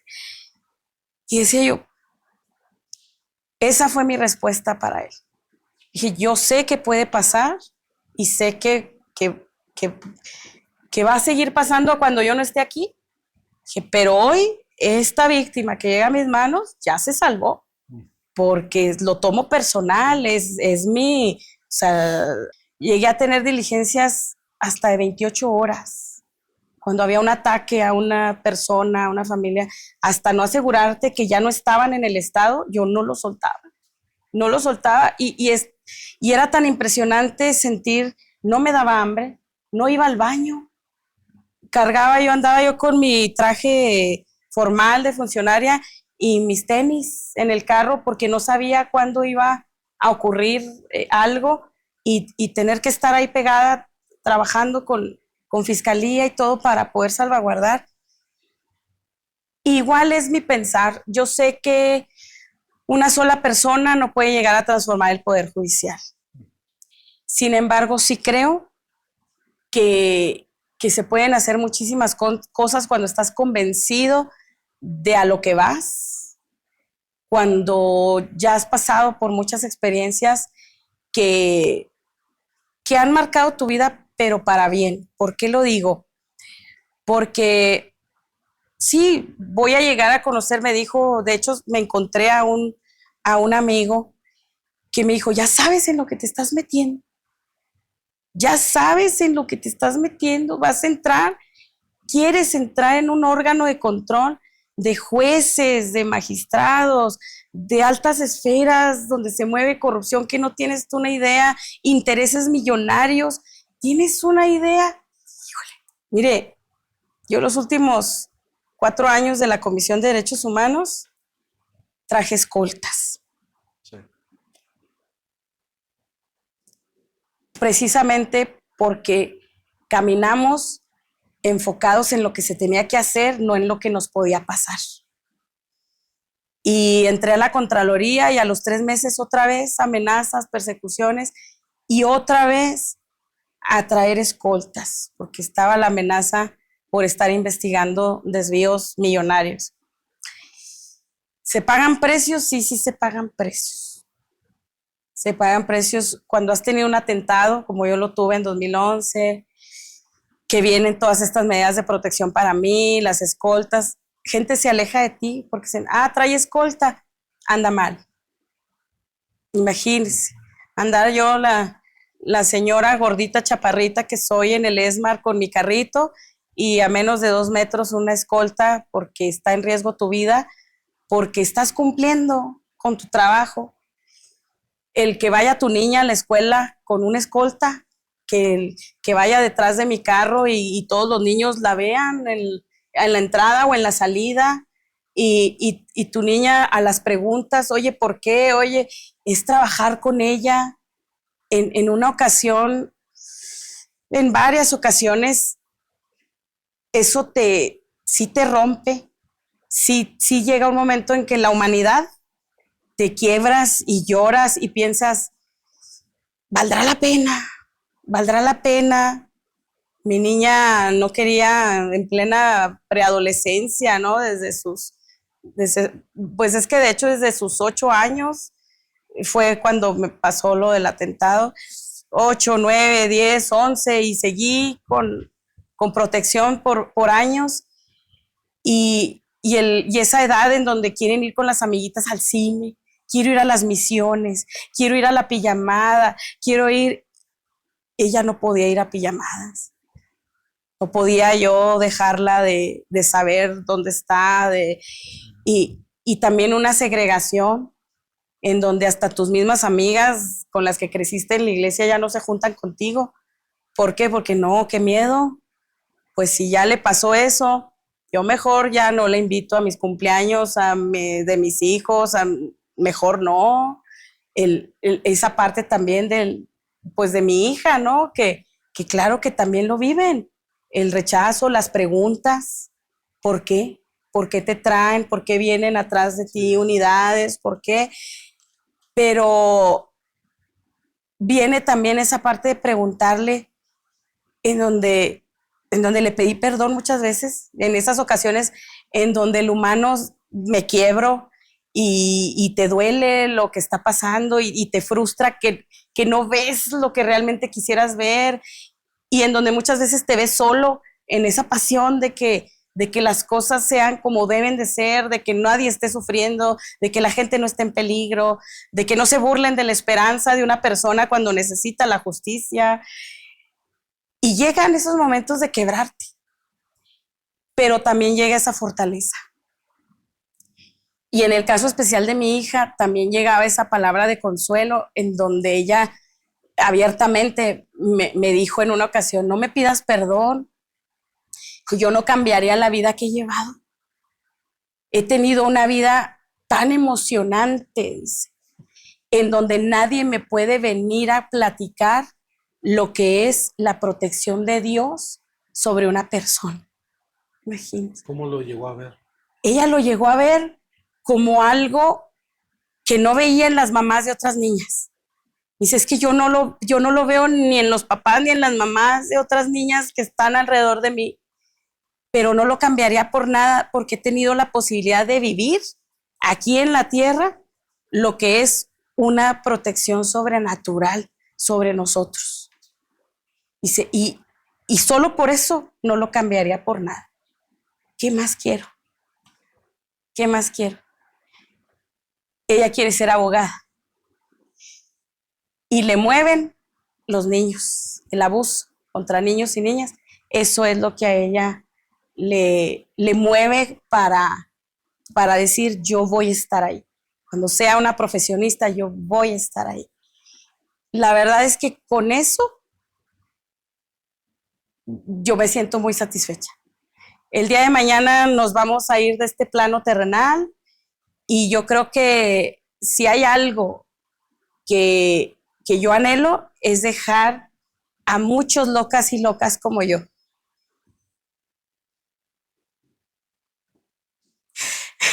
Me dio mucha emoción. A muchos que se paren en la orillita del balcón, Listos a volar. listos a aventarse, porque sí los van a cachar.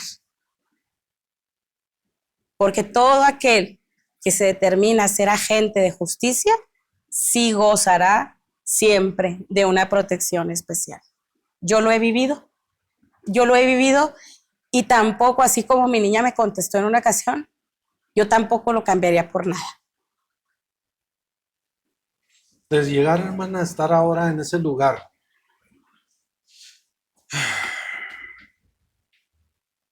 ¿qué hay en su mente, en su corazón, para dejar ahora en este nuevo lugar también otra marca? Yo creo que siempre he soñado mucho, y a lo mejor el 80% de las cosas que yo hubiera soñado eran imposibles. Y llegaron. Entonces, yo sé que es un reto enorme. Amo el estado de Chihuahua, amo mi ciudad, y sé que es un reto tan grande poder venir a limpiar esa institución que trae justicia. Yo sí sueño, y sé que los sueños se cumplen cuando lo pones en un plan, en un proyecto y en los pasos específicos. Creo que tengo la capacidad, tengo la experiencia, pero también creo que tengo mucho valor gracias a todo este caminar en donde ya lo he venido haciendo y en donde muchas cosas sí cambiaron. Entonces, cuando pones todos esos ingredientes y esos pasos, tiene que haber un resultado. Yo sí creo que podemos hacer empujando mucho y poco a poco, no será de la noche a la mañana, pero sí creo que existen las maneras, la estrategia y en mi caso muy particular la voluntad de hacerlo y el valor para hacerlo, para ir trayendo sensibilidad al Poder Judicial, para que la gente pueda confiar. Parte de mi proyecto es la denuncia confiable. ¿Por qué? Porque si una persona no puede tener la certeza que se le va a cuidar cuando denuncie, lo que usted decía, las represalias, toda normatividad tiene medidas cautelares que son medidas de protección. Eso se tiene que implementar también. Si tú le das al ciudadano, al afectado de todo esto, una garantía de denuncia confiable, de un proceso transparente, la gente está cansada de estas historias de terror, de poner una queja contra un funcionario y decir fui y me dicen que todavía no hay noticias, pero nadie me enseña qué es lo que ahí se está investigando, nadie me dice exactamente. Bueno, se tendrá que crear esa transparencia, así como lo implementamos en municipio, la Dirección de Transparencia, también acá implementar la denuncia confiable y esos procesos transparentes en donde la persona pueda ver qué está pasando con su caso y también tendrá que darse las sanciones ejemplares. Hay una teoría en el derecho penal que dice que el delito no baja porque se endurezcan las penas. Tú puedes legislar como diputado y cambiar la ley y traer penas como las que hemos tenido en Chihuahua, prisiones vitalicias para extorsionadores, para secuestradores, pero no es eso lo que te baja el índice de un delito. Lo que sí baja el índice de un delito es que tú abatas la impunidad. ¿Qué quiere decir esto? Que cuando alguien se sale de la raya y actúa mal y que esa persona se le integre y se le sancione. Y estos procesos transparentes también den a conocer datos de los sancionados. ¿Qué fue lo que determinaste como este organismo? ¿Qué fue lo que la sentencia que se le dictaminó, la sanción que se le dictaminó? Ahí sí abates la impunidad, porque le estás enseñando a todos los funcionarios que quien haga lo mal va a tener una investigación, va a tener una sanción y la sanción será pública. Y los demás, ¿qué pasa? Baja, ya no se avienta. Si tú ves que algo está pasando ahí, dice, soy malo, no menso, ¿no? O sea, ves que algo pasa y que tiene consecuencias, baja la incidencia de esos delitos o faltas administrativas o malas prácticas. Entonces, ese es mi sueño. Es grande el reto, ¿eh? Sí. Sí. Aquí usted ya tiene su plan de trabajo, su sueño. Ahora está el de nosotros, el de hacer nuestra parte, Sí. que creo que también es igual de complejo y difícil. El llegar a cada ciudadano, vamos a decirlo así, ¿verdad? Con la posibilidad de ejercer su derecho a votar. El tocar ahora ese corazón y decir, bueno, el domingo yo sé que va a ser un poco complicado y diferente. A tantos domingos de tantas votaciones que he participado, a lo mejor ahora va a ser un poco diferente. Un mucho. Sí, entonces, pero aún así, hermana, atreverse, un desafío, un reto, no sé cómo quieran verlo. Si ya estamos en junio, vamos a decirlo, ya estamos a las puertas de junio. El próximo Sí, domingo, ya. 1 de junio. Y si a estas fechas, pues ese, ¿cómo decimos en diciembre? Propósito de año nuevo de adelgazar. Bueno, no hemos adelgazado nada, pero vamos a proponernos ir a votar. Claro. Sí, al fin. Claro. Es un momento, o sea, no va a ser todo el día y creo que podemos terminar con la satisfacción, ¿no? De haber Sí. participado y ejercido mi derecho y saber que así como usted y como otros, porque no quiero ni generalizar ni satanizar, sé que en donde quiera y en todo lugar hay buenos y hay malos, Claro. pero yo quiero tener la perspectiva de ir a hacer algo por el bueno, que al final va a estar ahí en ese lugar, que como iglesia hemos orado y hemos pedido por las autoridades, pero ¿qué clase de autoridades? Ahora, ¿por cuántos años hemos orado por ellos sin saber quiénes son? Ahora ya tenemos un rostro, ya tenemos un nombre, ya está un número, 03. 03. Así Ya es. tenemos nombre, rostro y número. ¿Qué nos falta? Pues yo creo que ya información hemos estado dando, hemos tratado de conocer a quien va a estar ahí, porque a veces sabíamos que había jueces, pero pues yo creo que todos nos imaginamos con una toga negra y era todo lo que sabíamos de un juez. Sí. Ahora no, ya conocemos que tienen sentimientos, al menos los que han venido aquí, tienen sentimientos, tienen temor de Dios, quieren hacer algo por su comunidad, aunque algunos no son de aquí. En su caso, pues usted pues es de aquí de la ciudad, pero aún los otros quieren hacer algo por esta ciudad, por este estado, ¿sí? Bueno, ya los conocemos, está en nosotros ahora ser parte también de ese evento. Así es. ¿Cómo le vamos a hacer? Fíjese, usted mencionó algo. Yo soy la única juarense que está en esa boleta para ese cargo estatal. Somos 14 mujeres que estamos ahí y soy la única de Ciudad Juárez que está en esta boleta. La verdad, a mí sí me da mucho orgullo. Me siento muy orgullosa, muy contenta, porque los filtros no fueron fáciles. Había que demostrar muchas credenciales para lograr estar en esos grupos de evaluación y llegar a esto. Entonces, no fue nepotismo, no fue de decir vengo de una dinastía de abogados, mi compadre, pues no sé, me puso. Soy la única abogada en mi familia. Soy la primera abogada en mi familia, como hija de maestros. Vengo del esfuerzo desde la Federal 1, escuela pública, la Félix U. Gómez, la primaria, Bachilleres 5, la prepa, la UACJ, la universidad y la maestría. Y aquí estamos desde Ciudad Juárez para un cargo tan importante que es el ser magistrada del Tribunal de Disciplina Judicial, órgano que va a vigilar a los jueces y magistrados y secretarios y a todos los funcionarios.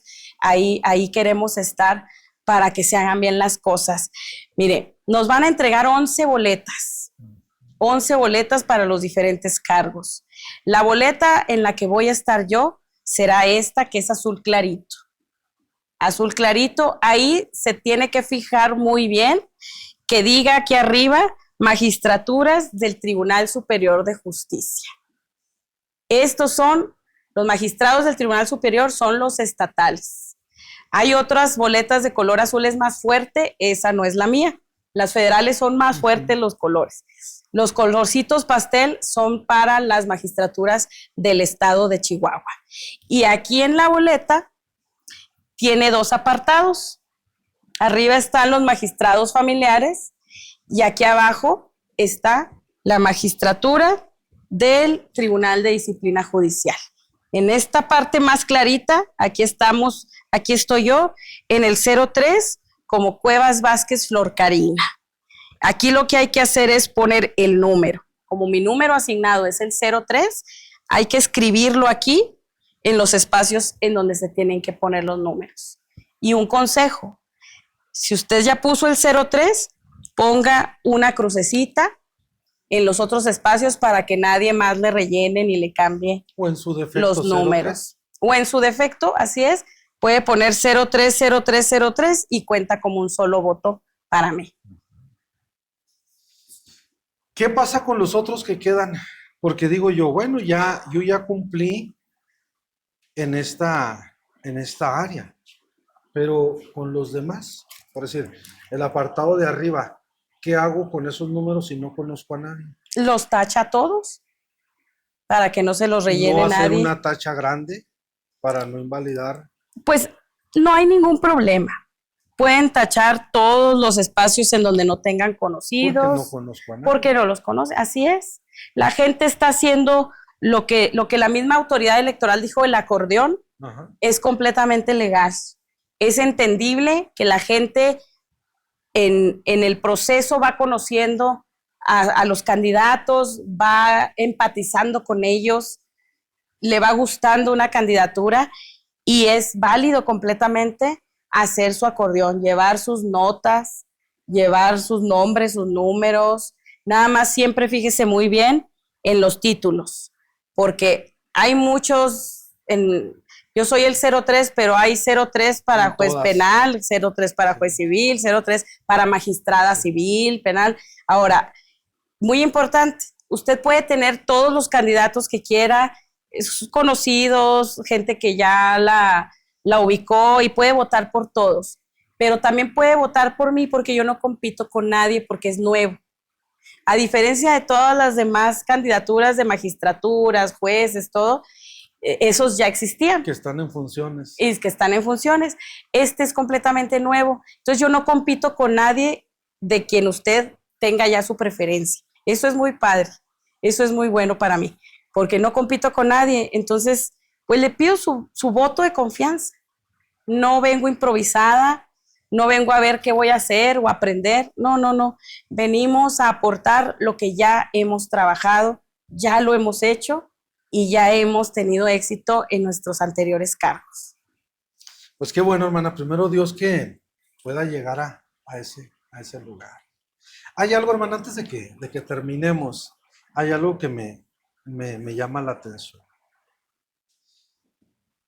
Si nos pudiéramos regresar un poquito atrás, irnos hasta ese kinder y encontrar a esa niña escondida detrás de ese tambo, antes de que la encuentre el conserje. Si usted la encontrara, ¿qué le diría? Que los sueños se cumplen, que no tenga miedo y que fue creada para grandes propósitos y que cada característica de ella va a ser usada cuando sea grande. No es anormal, es diferente, pero es porque tiene un llamado diferente. El andar de salón en salón, el andar de dependencia en dependencia, de juzgado en juzgado, de andar corriendo de aquí para allá, de allá para acá, es por un propósito. Así es. No es porque sea simplemente inquieta. Sí. Es porque hay un propósito. Un día estuve en una reunión que nos invitaron a funcionarias públicas y había varias pastoras ahí. Porque yo muchas veces le pregunté a Dios, porque yo le decía, fíjese, ya adulta, ya habiendo vivido muchas cosas en donde yo podía ver que esto era una vocación profunda en mi corazón.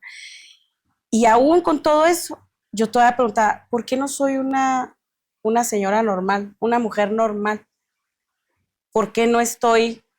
Dios, claro que soy ama de casa y hago comida y amo con locura a mi hija y, o sea, he sido mamá y he sido funcionaria y todo, ¿no? Al mismo tiempo.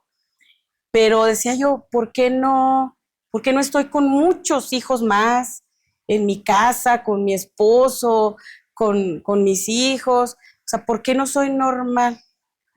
Y esa ocasión, me acuerdo que una mujer oró por mí en ese evento y me dijo, te hice con cada una de las características que tienes para mis grandes propósitos. No me faltaba nada. Ahí está. Hermana, pues mire, queremos entregarle este pequeño presente, es un reconocimiento por lo que usted ha hecho, ¿sí? Por parte del programa Conociendo el Ministerio, que pues entrega este reconocimiento a Flor Karina Cuevas Vázquez por su entrega y dedicación a su profesión laboral y el deseo de lograr una mejor sociedad para todos. Y enseguida dice, y todo lo que hagáis, hacerlo de corazón, como para el Señor y no para los hombres, sabiendo que del Señor recibiréis la recompensa de la herencia porque a Cristo el Señor servís. Colosenses 3, 23 y 24. Muchas gracias. Reconociéndole, Muchas hermana, su gracias. labor, su trabajo, su entrega, lo que ha hecho, el sacrificio que ha tenido que llevar, pero también creo que cada sacrificio tiene su recompensa. Muy grande. Y dice Muy que no grande. nos cansemos, ¿verdad?, de hacer el bien, porque a su tiempo, no sé cuánto tiempo nos falta, hermano, cuánto tiempo Sí. Dios nos tenga en este lugar y qué más vayamos a hacer. No cambiaría por nada la vida que Te he llevado. he llevado. Unas últimas palabras, hermano. Que tengamos esperanza. Yo sé que anda mucha gente poniendo en redes sociales y diciendo que no salgan a votar, que no salgan a votar. Sé como jurista, como mujer de Estado que he estado en gobierno, que la reforma puede tener muchas maneras de verla y muchas situaciones que tal vez no sean lo ideal que todos quisiéramos y esperamos. Pero ahorita ya está. Ahorita ya es ley. Ahorita ya hay un proceso. Entonces no podemos quedarnos en lo que no debió pasar o en lo que no está bien. Tenemos que tener esperanza de por lo menos participar en llevar a las mejores personas a esos espacios de impartición de justicia. Entonces, tengan esperanza, salgan a votar y considérenme ahí en el Tribunal de Disciplina Judicial, porque amamos lo que hemos hecho en todos estos años y tengo un compromiso grande de vida con la justicia, con que las cosas se hagan bien. Pues muchas gracias, hermano. Muchas gracias a usted. Y pues nos vemos la próxima. El día de hoy pues estamos ya cerrando esta serie que llevamos de conocer ese lado de la ley, de la justicia, del poder judicial, en fin, tantas cosas que como iglesia a veces desconocemos, pero que son importantes también conocerlas. A veces nos enfocamos tanto en la iglesia que nos olvidamos que somos parte de una sociedad y que estamos aquí en este mundo. Así que muchas gracias por su tiempo, por su momento, por habernos permitido entrar a sus hogares, a la intimidad de ese hogar, para escuchar estas pláticas, estas anécdotas, vivencias, en fin, tantas cosas y ¿por qué no también sueños que tenemos y primero Dios que se lleguen a realizar? Así que nuestra hermana, para darle, hermana, lo mejor, ¿verdad?, que el Señor sea bendiciéndola y guardándola y que pueda llegar a ese lugar. Así sea. ¿Sí? Así que pues estuvo con nosotros el día de hoy la licenciada Flor Karina Cuevas y su amigo y servidor Omar Barraza. Dios los bendiga y nos vemos la próxima conociendo un ministerio más de los que Dios ha levantado en esta ciudad para bendecirla y bendecir otras más. Hasta la próxima. Dios los bendiga. Esta fue una producción de Editorial SEM, Conociendo el Ministerio Producciones y Templo Casa del Alfarero de Ciudad Juárez. Contáctenos en las diversas redes sociales. Hasta la próxima edición de Conociendo el Ministerio.